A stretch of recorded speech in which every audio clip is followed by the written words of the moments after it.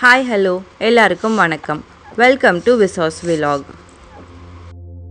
மதுரையிலேருந்து ஒர்க்குக்காக வெளியே போகிற எல்லாரும் மிஸ் பண்ணுற ஒரு சாப்பாடு ஐட்டம் அப்படின்னா அது பரோட்டாவாக தாங்க இருக்கும். இந்த வீடியோவில் வீட்டிலே எப்படி ஒரு சூப்பர் டேஸ்டியான சாஃப்டான பரோட்டா செய்கிறது அப்படின்றத தான் பார்க்க போகிறோம். வீடியோவை கடைசி வரைக்கும் பாருங்கள். மறக்காமல் லைக் பண்ணுங்கள், ஷேர் பண்ணுங்கள், சப்ஸ்கிரைப் பண்ணிடுங்க. வாங்க வீடியோக்குள்ளே போகலாம். பரோட்டா செய்கிறதுக்கு என்னென்ன தேவையான பொருட்கள் அப்படின்றத பார்க்கலாம். பரோட்டா செய்கிறதுக்கு தேவையான பொருட்கள் மைதா, உப்பு,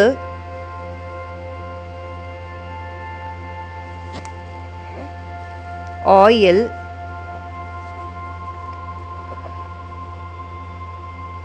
தண்ணி, சுகர், அப்புறம் எக். இதெல்லாம் தாங்க பரோட்டா செய்கிறதுக்கான தேவையான இன்க்ரீடியன்ட்ஸ். இதில் எக் ஆப்ஷனல் தாங்க. எக் இல்லாமலே பரோட்டா நல்லா சாஃப்டாக தான் வரும். இந்த வீடியோவில் நாங்கள் எக் இல்லாமல் தான் பரோட்டா செஞ்சுருக்கோம். வாங்க இப்போ நான் பரோட்டா செய்ய ஸ்டார்ட் பண்ணிடலாம்.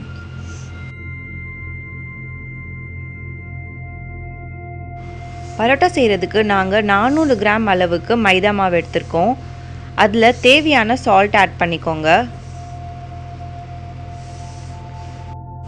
அதுக்கப்புறம் ஒரு சின்ன ஸ்பூன் அளவுக்கு சுகர். இது லைட்டாக மிக்ஸ் பண்ணிவிட்டு நீங்கள் எக்கு ஆட் பண்ணுறதா இருந்தால் ஒரு ஃபுல் எக் இந்த ஸ்டேஜில் ஆட் பண்ணிவிட்டு எல்லாத்தையும் சேர்த்து மிக்ஸ் பண்ணிக்கோங்க. நாங்கள் எக்கு ஆட் பண்ணல, அதனால டைரெக்டாக தண்ணி ஊற்றி பிசைய ஆரம்பிக்கிறோம். இந்த மாதிரி கொஞ்சம் கொஞ்சமாக தண்ணி ஊற்றி பிசைஞ்சிட்டே இருங்க.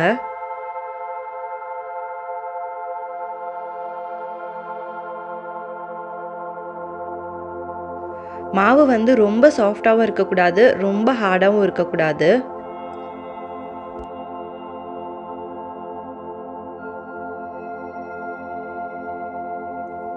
நீங்கள் 400 கிராம் மெஷர் பண்ணி மாவு எடுக்கிறீங்க அப்படின்னா அதே இதில் 200 கிராம் அளவுக்கு தண்ணி யூஸ் பண்ணுற மாதிரி இருக்கும்.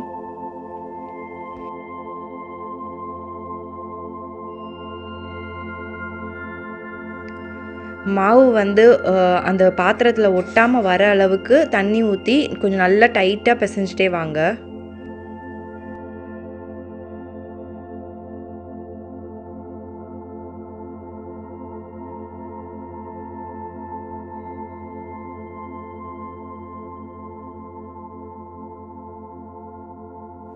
கொஞ்சம் டைம் எடுத்து இந்த மாதிரி கொஞ்சம் கொஞ்சமாக தண்ணி தெளித்து மெதுவாக மிக்ஸ் பண்ணுங்கள்.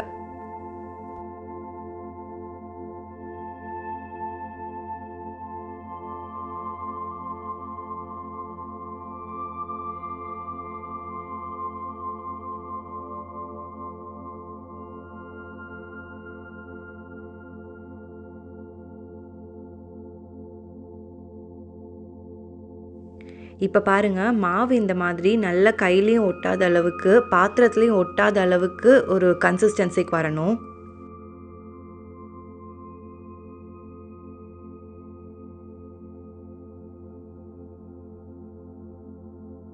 நம்ம எவ்வளோ நல்லா மாவை பிசைகிறோமோ அவ்வளோக்கு அவ்வளோ பரோட்டா நல்லா சாஃப்டாக வரும்.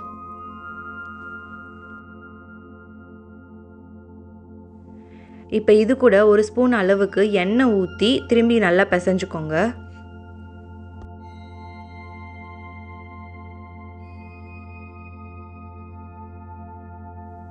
இந்த ஒரு ஸ்பூன் எண்ணெயே போதுமான அளவாக இருக்கும். உங்களுக்கு வேணும்னா இன்னும் கொஞ்சம் எண்ணெய் கூட ஊற்றி பிசைஞ்சுக்கலாம்.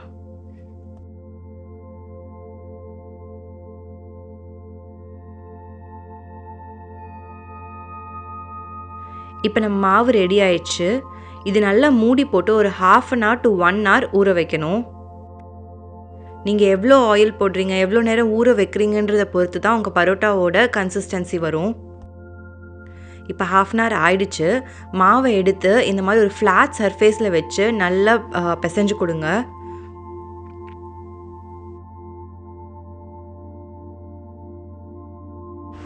இப்போ இந்த மாவை நல்ல ஒரு பெரிய கிரிக்கெட் பால் சைஸ்க்கு மாவாக பிரிச்சுக்கோங்க. நம்ம வந்து பரோட்டாவை வீசி பண்ண போகிறது கிடையாது. ஸோ நம்மளுக்கு வீச தெரியாதுன்னு பயப்பட தேவையில்ல. இது ரொம்ப சிம்பிளாக பண்ணிடலாம். இந்த மாதிரி ஃப்ளாட் சர்ஃபேஸில் வந்து மாவு இல்லாட்டி ஆயில் போட்டுக்கோங்க. நாங்கள் வந்து வீட் ஃப்ளார் போடுறோம். மாவு போட்டுட்டு இந்த மாதிரி ரோலர் வச்சு நல்லா எவ்வளோ உங்களால் தின்னாக தேய்க்க முடியுமோ அவ்வளோ தின்னாக தேய்ச்சிக்கோங்க.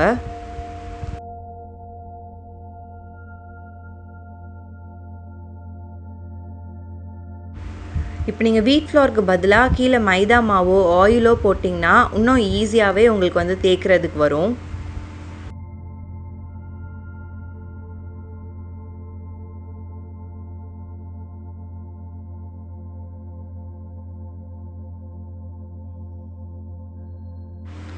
இந்த மாதிரி எவ்வளோ தின்னாக தேய்க்க முடியுமோ அவ்வளோ தின்னாக தேய்ச்சிட்டு அதுக்கப்புறம் மேலே கொஞ்சம் ஆயில் தடவிக்கோங்க. ஆயில் தடவிட்டு கையை வச்சே உங்களால் எவ்வளோ எக்ஸ்டெண்ட் பண்ண முடியுமோ அப்படி எக்ஸ்டெண்ட் பண்ணி விட்டுக்கோங்க. இப்போ இந்த மாவை நம்ம ரெண்டாக ஸ்ப்ளிட் பண்ண போகிறோம். நான் முன்னாடி சொன்ன மாதிரி நீங்கள் எவ்வளோக்கு எவ்வளோ ஆயில் ஆட் பண்ணுறீங்களோ அவ்வளோக்கு அவ்வளோ உங்களுக்கு பரோட்டா சாஃப்டாக வரும். இப்போ நம்ம விசுறதுக்கு பதிலாக இந்த மாதிரி ஃபேன் ஷேப்பில் மடிச்சுட்டு வாங்க. மடிச்சுட்டு இந்த மாதிரி எக்ஸ்டெண்ட் பண்ணி கொடுங்க. எவ்வளோ எக்ஸ்டெண்ட் பண்ண முடியுமோ அவ்வளோ எக்ஸ்டெண்ட் பண்ணிவிட்டு லூஸாக ரோல் பண்ணிவிட்டு வந்து ஃபோல்ட் பண்ணி வச்சுருங்க. அவ்வளோதாங்க, பரோட்டா மாவு ரெடி. பார்த்தீங்களா எவ்வளோ சிம்பிள் ப்ராசஸாக இருக்குது. நம்மளுக்கு விசிறு தெரியணுன்ற அவசியமே இல்லைங்க. இந்த மாதிரி ஃபேன் ஷேப்பில் மடிச்சிட்டே வந்துட்டு அதுக்கப்புறம் அதை நல்லா எக்ஸ்டெண்ட் பண்ணி விட்டுட்டு ரோல் பண்ணி வச்சுருங்க. அவ்வளோதாங்க.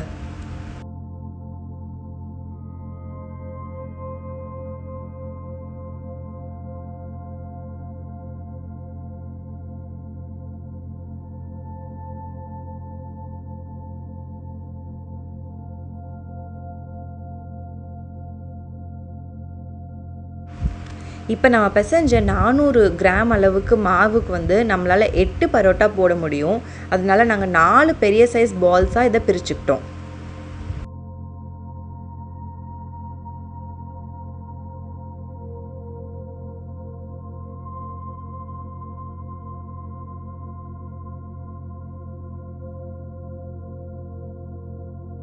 இவ்வளவு தாங்க பரோட்டா செய்கிறதுக்கான ப்ராசஸ்.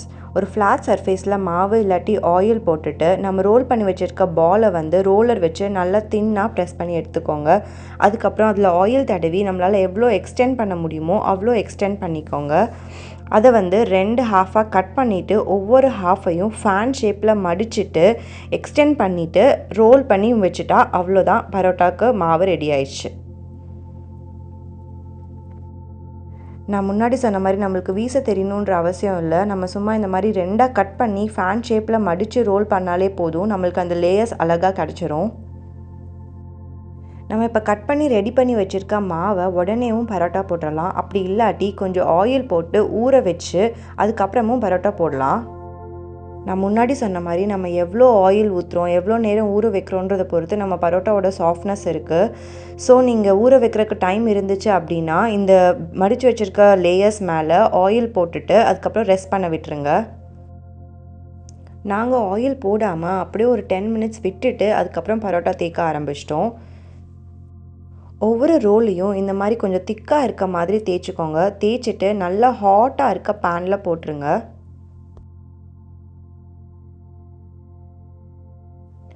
ரெண்டு சைடும் கொஞ்சம் தாராளமாக எண்ணெய் ஊற்றி நல்லா ப்ரௌன் கலர் வர அளவுக்கு சுட்டு எடுக்கணும். நம்ம மாவு பசையும் போது ஒரு ஸ்பூன் சுகர் ஆட் பண்ணோம் பார்த்தீங்களா, அது இந்த பரோட்டா வந்து ப்ரௌன் கலராக வரணுன்றதுக்காக தான் ஆட் பண்ணுறது.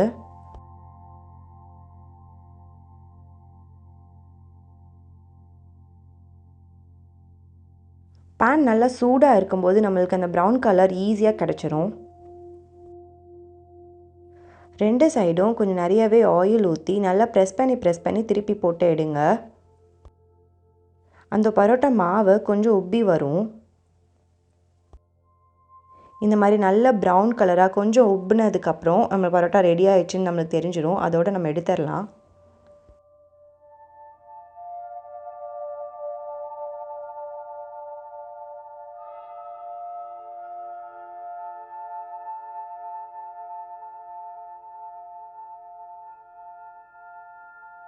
இதுதாங்க மெயின் ஸ்டெப். மறக்காமல் பரோட்டாவை தட்டிடுங்க. அப்போ தான் இந்த லேயர்ஸ் அழகாக பிரிஞ்சு வரும். பார்த்தீங்களா எவ்வளோ சூப்பராக வந்திருக்குன்னு. நம்ம எக் ஆட் பண்ணுன்ற அவசியமே இல்லைங்க. எக் இல்லாமலே பரோட்டா நல்லா சாஃப்டாக லேயர்ஸாக ஈஸியாக கிடைக்கும் நம்மளுக்கு.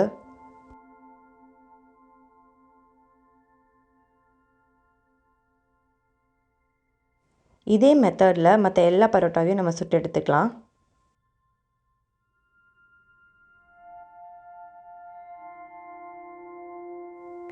பரோட்டா செஞ்சதுக்கப்புறம் எப்படி தட்டுறது ரொம்ப முக்கியமோ அதே மாதிரி அதை சூடாக சாப்பிட்றதும் ரொம்ப ரொம்ப முக்கியங்க. இனி பரோட்டா நம்ம கடையில் போய் வாங்க தேவையில்லை, வீட்டிலே செஞ்சு சாப்பிடலாம். இதே மெத்தடில் நீங்களும் உங்கள் வீட்டில் பரோட்டா ட்ரை பண்ணிவிட்டு எப்படி வந்துச்சு அப்படின்றத மறக்காமல் கமெண்ட் செக்ஷனில் சொல்லுங்கள். இந்த வீடியோ உங்களுக்கு பிடிச்சிருக்குன்னு நம்புகிறேன். மறக்காமல் லைக் பண்ணுங்கள், ஷேர் பண்ணுங்கள், சப்ஸ்கிரைப் பண்ணுங்கள். தேங்க்ஸ் ஃபார் வாட்சிங். பாய்.